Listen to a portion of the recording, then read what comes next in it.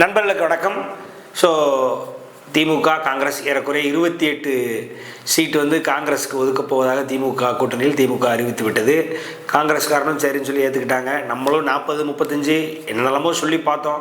இவங்க பார்கெனிங் பவரே இல்லை. யாரும் அதை அதாவது தன்னுடைய கட்சி காங்கிரஸ் இங்கே தமிழ்நாட்டில் ஒரு இருக்குமிடம் தெரியாமல் இருந்து கொண்டிருக்கிறது. காங்கிரஸினுடைய நிலைமை ஒரு காலத்தில் எவ்வாறாக இருந்தது, இப்போ எவ்வாறாக இருக்கிறது என்பதெல்லாம் நமக்கு தெரியும்.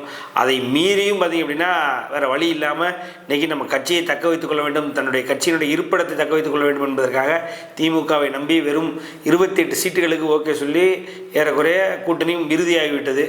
சரி, இந்த இறுதியாகிவிட்டது அப்படின்னா ஓகே, இப்போ இதனால் திமுகவுக்கு என்ன பாதகங்கள் இருக்குது, சாதகங்கள் இருக்குது அப்படின்னா பாதகங்கள் என்ன இருக்குன்னு பார்க்கணும். ஏன்னா நான் அன்றைக்கே சொல்லியிருந்த மாதிரி கிட்டத்தட்ட 28 தொகுதிகளில் 10,000 ஓட்டுகளில் தான் திமுக 2021 ஜெயிச்சுது.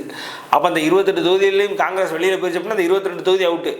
அப்படின்னா கிட்டத்தட்ட எடப்பாடியும் ஸ்டாலின் அவர்களும் ஒன்று அப்படின்ற மாதிரி மாறிடுது. ஸோ காங்கிரஸ் தான் டிசைடிங் ஃபேக்டராக இருந்தது. இன்றைக்கி காங்கிரஸ் உள்ளே போனது திமுகவுக்கு எந்த வகையிலும் சாதகம் தான்.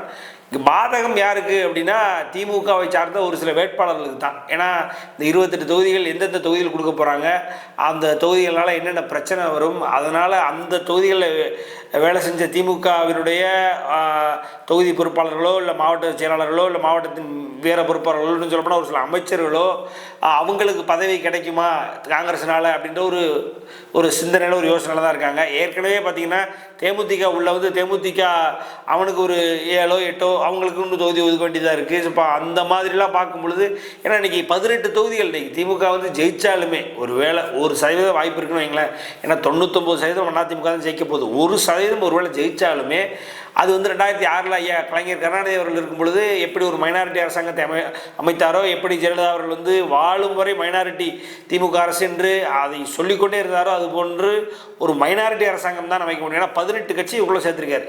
ஆளுக்கு ஒரு சீட்டு நான் சும்மா சொல்கிறேன், ஆளுக்கு ஒரு சீட்டு கொடுக்கறனாலும் கூட திமுக என்ன சொல்கிறது, எத்தனை தொகுதியில் நிற்க போகுதுன்னே தெரியாத அளவுக்கு ரொம்ப மைனாரிட்டியாக நிற்க போகுது. இது திமுகவுக்கு புதுசு இல்லை. ஏன்னா ஏறக்குறைய எம்ஜிஆர் அவர்கள் இருக்கும்போது 1980 பார்த்திங்க அப்படின்னா காங்கிரஸுக்கு அதிக சீட்டு ஒதுக்கியது திமுக. காங்கிரஸுக்கு அதிக சீட்டு ஒதுக்கியது.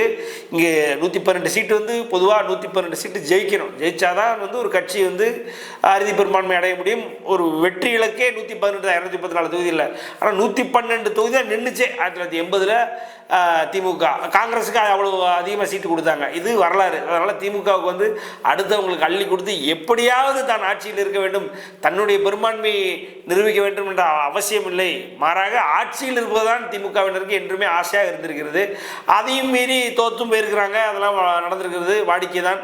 இங்கு ஜெயலலிதா அவர்கள் மட்டுமே, அதாவது எம்ஜிஆர் அவர்கள் கூட செய்யாத ஒரு விஷயம், ஜெயலலிதா அவர்கள் மட்டும்தான் சட்டமன்ற தேர்தலும் சரி நாடாளுமன்ற தேர்தலும் சரி எந்த கூட்டணியும் இல்லாமல் தனிப்பெரும்பான்மையுடன் அதிமுகவை ஜெயித்தது ஆட்சியும் அமைத்தது. ஸோ ஜெயலலிதா அவருடைய தைரியம்லாம் ஸ்டாலினுக்கு வருமான, கலைஞருக்கே வந்ததில்லை, ஸ்டாலினுக்கு எங்கே வரப்போகுது. ஸோ அதனால் 18 தொகுதியில் 18 கட்சிகளை கூட சேர்த்து வச்சுட்டு எல்லாரும் கொஞ்சம் கொஞ்சம் கொடுத்துட்டு இவங்களும் மீதியில் நின்று எதையாவது வச்சு கூட்டணி கட்சிகளுடைய ஓட்டுகளையும் கூட்டணி கட்சிகளுடைய உழைப்பையும் சுரண்டி அவருடைய என்ன சொல்கிறது தொகுதியில் வேலை பார்க்கக்கூடிய அந்த பொறுப்பாளர்களுடைய உழைப்பையும் அந்த கட்சியினுடைய கொள்கைகளையும் தொண்டுகளையும் இது எல்லாத்தையும் வச்சு என்கேஷ் பண்ண போகிறது டிஎம்கே. ஸோ அந்த டிஎம்கே இவ்வளவு பேருக்கு சீட்டை கொடுத்துட்டாங்கன்னா இங்கே டிஎம்கேல பிரதானமாக எத்தனையோ ஆண்டுகளாக பயணித்து கொண்டிருக்கும், எத்தனையோ என்ன சொல்கிறது சிக்கல்களையும் எத்தனையோ கஷ்டங்களையும் எத்தனையோ கட்சியினுடைய அறிவுறுத்தலையும் தாண்டி உழைத்து கொண்டிருக்கும், வேலை பார்த்து கொண்டிருக்கும் திமுகவுடைய அமைச்சர்களுக்கே ஒரு சில அமைச்சர்களுக்கு இந்த தடவை சீட்டு கிடையாதான்.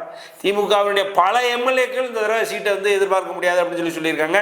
இது திமுகவை கிட்டத்தட்ட ஏறக்குறைய மிக அதிருப்தியில் திமுகவினுடைய என்ன சொல்கிறது மேல்மட்ட தலைவர்களையும் திமுகவினுடைய முக்கிய தொண்டர்களையும் முக்கிய நிர்வாகிகளையும் மிகப்பெரிய அதிருப்திக்குள்ளே கொண்டு போயிருக்கு. ஏன்னா இன்னைக்கு டிஎம்டிகே கூட அதாவது புதிய அடிமைகள் பழைய அடிமைகள்னு நம்ம பிரிச்சுக்கலாம். கூட்டணிகளை எப்படி திமுகவினுடைய கூட்டணியை பிரிக்கும்போது கூட்டணி கட்சிகளை பிரிக்கும்போது அப்படி பிரிக்கலாம். எப்படின்னா ஒரு இடது கம்யூனிஸ்ட் வலது கம்யூனிஸ்ட்லாம் எடுத்துக்கிட்டிங்கன்னா பழைய அடிமை. அதுமாதிரி ஐயா வைகோ அவர்கள் மதிமுக எடுத்துக்கிட்டிங்கன்னா அவர்லாம் பழசு பழைய அடிமை. அதேமாதிரி விசிகா எடுத்துக்கிட்டிங்கன்னா அவங்க பழைய அடிமை. இப்போ புது அடிமை யாரெல்லாம் அப்படின்னு தேமுதிக தேமுதிக, இந்த மக்கள் நீதி மையம், அவன் ஏதாவது ஒரு 2-3 சீட்டு வாங்குவானுங்களேன், மக்கள் நீதி, இவங்களாம் புது அடிமை. காங்கிரஸ்லாம் பிரதான அடிமை. என்ன இந்த தடவை கொஞ்சம் முழிச்சு பார்த்து ரொம்ப கத்தி 2-3 சத்தத்தை போட்டாங்க. அதை தவிர அவங்க வேறு எதுவும் தப்பு பண்ணல. ஐயா எங்களை எப்படியா சேர்த்துக்கோங்க, எனக்கு தெரியாமல் பேசிட்டோம் அப்படின்னு இன்றைக்கி மாணிக்கம் தாகூர் வரைக்கும் எல்லாரும் போய் காலில் விழுந்து 28 சீட்டு ஓகே பண்ணிட்டாங்கன்னு வைங்களேன். அது வேறு கதை. பட் இருந்தாலும் இவங்கெல்லாம் ஒரு புது அடிமைன்றதுனால பழைய அடிமைக்கெல்லாம் இனிமேல் பிரதிநிதித்துவம் கிடையாது. புது அடிமைகளை கொஞ்சம் ரெடி பண்ணி செட் பண்ணி அவங்கள வந்து நமக்கு ஏற்ற மாதிரி, ஏற்கனவே தேமுதிக வந்து முரசு சின்னத்தை இழந்து நிற்கிது. தேமுதிக அந்த உதயசூரியன் சின்னத்தில் போட்டிட்டாலும் ஆச்சரியப்படுது. நம்ம இதான் முதலே சொல்லியிருந்தோம், நம்மளோட பழைய வீடியோவில் சொல்லியிருந்தோம். எல்லாரையும் வந்து தன்னுடைய சின்னத்தில் போட்டி போட வைப்பது, தன்னை எதிர்த்தவன் அனைவரையும் தன்னுடைய சின்னத்தில் போட்டி போட வைப்பது திமுகவுக்கு ஒரு கில்ட் ப்ரெஷர். அதை கொண்டாடும் திமுக. அந்த மாதிரி இந்த தடவை சின்னத்தை இழந்த தேமுதிக உதயசூரியன் போட்டியிட்டாலும் ஆச்சரியப்படுவதற்கில்லை. ஏன்னா உதயசூரியன் இன்னைக்கு தேமுதிகவே இயங்குவது எதற்கு? சுதீஷ் அவர்களுக்கு ஒரு ராஜ்யசபா வாங்கி கொடுக்கணும் அப்படின்றதுனால தான் தேமுதிகவே இயங்குது.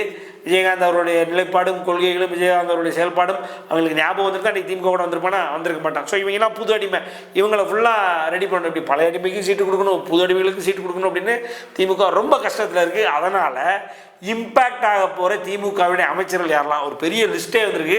அப்படியே படிக்கிறேன், கேட்டுக்கோங்க. ரகுபதி அவர்கள், அதாவது சட்ட அமைச்சர் ரகுபதி அவர்கள் பல கேஸில் இந்த தடவை தோற்றுருக்காரு. அதே மாதிரி திமுகவினுடைய மிக முக்கியமான திமுகவினுடைய அதாவது சிக்னிஃபிகன்ஸ்னு நம்பக்கூடிய, சிக்னிஃபிகன்ஸை ப்ரூவ் பண்ணுற ஒரு சில கேஸுகளில் முத்தாய்ப்பாக சொல்லணும்னா திருப்பரங்குன்ற கேஸ் அப்படின்னு பல கேஸுகளை தோற்றுருக்காரு. ஸோ அவர் சரியில்லை, அவரை மாற்றிடலாம் தவிர அப்படின்ற மாதிரி ஃபீல் பண்ணியிருக்காங்க போல இருக்கு. அவருக்கு சீட்டே கிடைக்காதுன்றாங்க. அதே மாதிரி காந்தி அவர்கள் உங்களுக்கு தெரியும், பொன்முடிக்கும் காந்திக்கும் நடந்த விஷயம், ஹேண்ட்லூம் மினிஸ்டராக இருந்தார், அது ஒரு விஷயம். இன்னொன்று பார்த்திங்க அப்படின்னா, குறிப்பாக அந்த வேட்டி சேலை கொடுப்பதில் இந்த வேட்டி தரம் குறைவாக இருந்தது அப்படின்னு சொல்லி அண்ணாமலை அவர்கள் ஒரு மிகப்பெரிய அலிகேஷன் வச்சார். பாஜகவை சார்ந்த முன்னாள் தலைவர் அண்ணாமலை அவர்கள் ஒரு மிகப்பெரிய அலிகேஷன் வச்சார். அது உண்மைன்னு மக்களும் வந்து கன்ஃபார்ம் பண்ணாங்க. ஸோ அது வந்து ஒரு மிகப்பெரிய அதிருப்தியை கொடுத்துருக்கு. அது இல்லாமல் அவருக்கும் பொன்முடிக்கும் பார்த்திங்கன்னா ஒரு சில கிளாஷ் நடந்திருக்கு. இப்படி செஞ்சி மஸ்தானுக்கும் பொன்முடி அவர்களுக்கும் கிளாஷ் நடந்ததோ அதே மாதிரி கிட்டத்தட்ட அதுக்கும் ஈக்குவலாக வந்து காந்தி அவர்களுக்கும் பொன்முடி அவர்களுக்கும் கிளாஷ் நடந்திருக்கு போல இருக்குது. அது இன்டர்னலாக கட்சிக்குள்ளே நடந்திருக்கு. அதனால் காந்தி அவர்கள் வேண்டாம், வயசும் ஆயிடுச்சு அப்படின்றனால அவர் வேண்டாம்னு நினைக்கிறாங்க. ஆவடி நாசர் மேலே பல கிரிமினல் வழக்குகள் இருக்குது, பல கிரிமினல் குற்றச்சாட்டு இருக்குன்றதுனால இவஸ் நாட் ஃபிட் ஃபார் இந்த வருடம், அந்த 2026 கேண்டிடேட்ஸருக்கு இவஸ் நாட் ஃபிட் ஃபார் அப்படின்னு நினைக்கிறாங்க. மோரோவர் நாசரை ரீப்ளேஸ் பண்ணுறதுக்கு நிறைய தலைவர்கள் வந்து இந்த ஆவடி பகுதியில் வந்து காத்து கொண்டிருக்கிறார்கள். அதனால் வந்து நாசர் இந்த ரீப்ளேஸ் பண்ணிடுவோம் நினைக்கிறாங்க. துரைமுருகன் அவர்களுக்கு இந்த சீட் கிடைக்காத போல இருக்குது. அதற்கு காரணம் வந்து அவருடைய உடல் மிகவும் வயது மூப்பு காரணமாக உடல் நலிவடைந்து விட்டதுன்ற காரணத்தை காட்டியும் துரைமுருகன் அவர்களுக்கு சீட்டு இல்லைன்றாங்க. பொன்முடி அவர்கள் இன்னைக்கு இடியினுடைய மிக முக்கிய வளையத்துக்குள்ளே இருக்கக்கூடிய பொன்முடி அவர்கள் தான். பொன்முடி அவர்கள் வந்து கட்சி பொறுப்பிலிருந்து நீக்கினாங்க, அமைச்சர் பதவியிலிருந்து நீக்கினாங்க. அவருடைய மகன் கௌதம் சிகாமணி அவர்களும் வந்து அவருக்கும் பிரதிநிதித்துவம் கொடுக்கல. காரணம் வந்து இடி வளையத்துக்குள்ள இருப்பதனால் பல ஊழல் குற்றச்சாட்டுகள், குறிப்பாக மணல் அண்ட் கனிமவள கொள்ளை, இதெல்லாம். அதுக்கப்புறம் ஐ பெரியசாமி அவர்கள் வயது மூப்பு, KKSR வயது மூப்பு, அனிதா ராதாகிருஷ்ணன், முத்துசாமி அவர்கள் வயது மூப்பு. அனிதா ராதாகிருஷ்ணன் அவர்கள் பார்த்திங்க அப்படின்னா அங்கே வந்து யாரை பிரதிநிதித்துவப்படுத்துகிறார் தூத்துக்குடியில் பார்த்திங்க அப்படின்னா அம்மா கனிமொழி அவர்களுக்கு இணக்கமாக செயல்படவில்லை, அவர்களை ஆதரித்து செயல்படவில்லைன்றதுனால அவர் மேலே அந்த ஒரு குற்றச்சாட்டு இருக்குது. ஸோ அதனால் வந்து திருச்செந்தூரம் எங்கேயுமே இந்த தடவை தூத்துக்குடி மாவட்டத்தில் அனிதா ராதாகிருஷ்ணனுக்கு சீட்டு கிடைக்காத ஒரு நிலை இருக்குது. ராஜகண்ணப்பன் அவரும் பார்த்திங்க அப்படின்னா இந்த தடவை திமுக தலைமை கூட கிளாஷ் ஆகிடுச்சு. ஸோ அதனால் அவருக்கும் கிடையாது. கயல்வெளி செல்வராஜ் அவர்கள் அவரும் பார்த்திங்கன்னா ஹியூமன் ரிசோர்ஸ் மினிஸ்டராக இருந்தாங்க. அவங்களுக்கும் பார்த்திங்கன்னா அந்த பிரதிநிதித்துவம் இந்த தடவை கிடைக்காது அப்படின்ற மாதிரி இருக்காங்க. ஸோ அவங்களுக்கும் இருக்க வாய்ப்பில்லை. ஸோ 11 திமுக அமைச்சர்கள் மீண்டும் எம்எல்ஏக்களாக கூட வருவதற்கான வாய்ப்பில்லை. பல்வேறு காரணங்களால் அவர்களுக்கான கேண்டிடேச்சர் இந்த தடவை திமுக கேன்சல் பண்ண போது அதற்கு மிக முக்கிய காரணம் வந்து தொகுதி பங்கீடு, கூட்டணி கட்சிகளுக்கான தொகுதிகளுக்கான முன்னுரிமை, அவர்களுடைய செயல்பாடின்மை, திமுகவுக்கு அவங்க கொடுக்க வேண்டியதை கொடுக்கல, இதுவும் ஒரு காரணம். தற்போது எம்எல்ஏக்கள் அது லிஸ்ட்டு போய்கிட்டே இருக்குது. கிட்டத்தட்ட 25 எம்எல்ஏக்கள் மீண்டும் எம்எல்ஏக்களாக வருவதற்கான வாய்ப்பு இல்லை. அது பார்த்திங்கன்னா அம்பத்தூர் ஜோசப் சாமுவேல் அவர்கள், மாதவரம் சுதர்சனம் அவர்கள், அதுக்கப்புறம் எபினேசர் ஆர்கே நகர் எபினேசர் அவர்கள். அதே மாதிரி ஆர்கே நகர் பார்த்திங்கன்னா இந்த தடவை ரொம்ப ஸ்ட்ராங்காக, ஏன்னா இந்த தடவை அமமுகவும் அதிமுகவுக்குள்ள போனதுனால ஆர்கே நகர் வந்து நமக்கே தெரியும் சென்னையின் ஒரே கோட்டை, அம்மாவினுடைய கோட்டை, அதிமுகவினுடைய கோட்டைன்னா ஆர்கே நகர் தான். அதனால் எபினேசர் அதுக்கு சரி வர மாட்டார் அப்படின்னு சொல்லி எபினேசர் தூக்குறாங்க போல். பெரம்பூர் ஆர்டி சேகர் அவர்களும் கிட்டத்தட்ட பெரம்பூரும் இந்த முறை வந்து விசிகாவுக்கு கொடுப்பதாக, அப்படி இல்லைன்னா வேறு ஏதாவது ஒரு கட்சிக்கு கொடுப்பதாக பேசிக்கிட்டு இருக்காங்க போல இருக்குது. அதனால் ஆர்டி சேகருக்கு மறுபடியும் கிடைக்காது போல். வில்லிவாக்கம் வெற்றியழகன் அதுவும் தேமுதிக கொடுப்பதாக பேசப்படுகிறது. பரந்தாமன் எழும்பூர் அவர்கள், பரந்தாமன் வந்து நீங்கள் பார்த்துருப்பீங்க, பல டிபேட்ஸ்லாம் பங்கு பெறுவார். அவருடைய டிபேட்டிங் சென்ஸ் இல்லாதனால பல இடங்களில் அவர் தோற்றுவிட்டு வெளியே வருவது திமுகவுக்கு ஒரு அதிருப்தி ஒரு அதிருப்தி உருவாக்கி இருக்கிறது. அவர் மேலே எழும்பூர்காரங்களே வந்து ஒரு அதாவது ஒரு வெறுப்பில் இருக்காங்க போல இருக்குது. ஸோ அதனால் அவர் இந்த தடவை இருக்க மாட்டார்னு நினைக்கிறாங்க. ராயபுரம் மூர்த்தி அவர்கள், ராயபுரம் இந்த தடவை ரொம்ப ஸ்ட்ராங்காக இந்த தடவை எப்படியா ஜெயக்குமார் அடிச்சிருவோம், ஹார்பரோ ராயபுரமோ ஏதோ ஒன்று ஜெயக்குமார் அடிச்சிருவோம் அப்படின்றதுனால கண்டிப்பாக அதில் வந்து மூர்த்தி வந்து ஒரு முக்கியமான கேண்டிடேட்டாக இருப்பாரா, ஜெயக்குமாரை எதிர்த்து வரக்கூடிய கேண்டிடேட்டாக இருப்பாரா அப்படின்றது ஒரு டவுட்டை கிரியேட் பண்ணியிருக்கு. ஒருவேளை ஜெயக்குமாருக்கு எது தொகுதியில் ஃபைனலைஸ் ஆகிடுச்சுன்னா அதை பொறுத்து மூர்த்திக்கு தருவாங்களாம், அதுவும் சொல்கிறாங்க. அண்ணா நகர் எம்கே மோகன், அண்ணா நகர் பார்த்தீங்க அப்படின்னா இந்த தடவை அண்ணா நகரினுடைய பிரதான அதிமுகவினுடைய கிட்டத்தட்ட முன்னாள் அமைச்சர், பிரதான ஒரு அதிமுகவினுடைய வேட்பாளர் அப்படின்னா கோகுலேந்திரா அவர்கள். அவர் இந்த தடவை ரொம்ப சீரிய மக்கள் பணியில் இருந்ததுனாலும் கிட்டத்தட்ட மக்கள் தொண்டு இந்த 5 ஆண்டுகளில் அவர் செய்தது வந்து அண்ணா நகருடைய எம்எல்ஏவோட அதிகமாக இருக்கிறனாலும் இந்த தடவை கண்டிப்பாக அவங்க தான் வருவாங்க. கோகுலேந்திரா முன்னாடி அவர் எம்கே மோகன் பெரிய அளவில் சோபிக்க மாட்டார்னால அவருக்கு கிடையாது. விருகம்பாக்கம் பிரபாகர் ராஜா அவங்க அப்பா வந்து கிட்டத்தட்ட என்ன சொல்கிறது, இந்த தொழிற்சங்க தலைவர் அப்படின்ற ஒரே காரணத்தினால பிரபாகர் ராஜாவுக்கு முன்னுரிமை கொடுத்தாங்க. ஆனால் இந்த தடவை அவருக்கு கிடையாது, தனசேகரன் கே நகர் தனசேகரனுக்கு தான் இந்த தடவை விருகம்பாக்கம் கொடுக்க போகிறதா சொல்கிறாங்க. கருணாநிதி தியாகராய நகர் ஏறக்குறைய இரட்டை இலக்க எண்களில் என்னோட நினைவு சரியாக இருந்தால் 97 96 ஓட்டோன்னு நினைக்கிறேன் சத்யா அவர்களை தோற்கடித்தார் ஐயா கருணாநிதி அவர்கள் டி நகரில். ஆனால் சத்யாவினுடைய கடைசி 5 ஆண்டுகளுடைய செயல்பாடு அவர் ஏன் நம்ம அந்த சொற்ப ஓட்டுகளை தோற்கடிச்சோன்னு டி நகர் மக்களை யோசிக்க வைக்கிறதுனால இந்த முறை யாரை போட்டாலும் டி நகர் வந்து சத்யா அவர்களுக்கு தான் அப்படின்றது டி நகர் மக்களுக்கு தெரியும், திமுக தலைமைக்கு தெரியும். அதனால் வந்து எந்த வகையிலும் கருணாநிதி அந்த இடத்துல போடக்கூடாதுன்றது தெளிவாக இருக்காங்க. ஐயா மயிலாப்பூர் வேலு அவர்கள், குடியாத்தம் அமுலு, ஆம்பூர் ஏசி விஸ்வநாதன், கீழ்பெண்ணாத்தூர் பிச்சாண்டி, செஞ்சி மஸ்தான் முதல்ல சொன்ன மாதிரி அவருக்கும் பொன்முடிக்கும் உள்ள கிளாஷு அவருக்கு தலைமை மேலே ஒரு வெறுப்பை உருவாக்கியிருக்கு. அவங்க கிடையாது. ஸ்ரீரங்கம் பழனியாண்டி, துரையூர் ஸ்டாலின்குமார் அவர்கள், துரையூர் ஸ்டாலின்குமார்லாம் வந்து ஒரு நல்ல கேண்டிடேட் தான், ஆனால் ஏன் அப்படின்றது இன்னும் தெரிய வரல. ஆனால் அவருக்கு இந்த சீட்டு கிடையாதுன்றாங்க.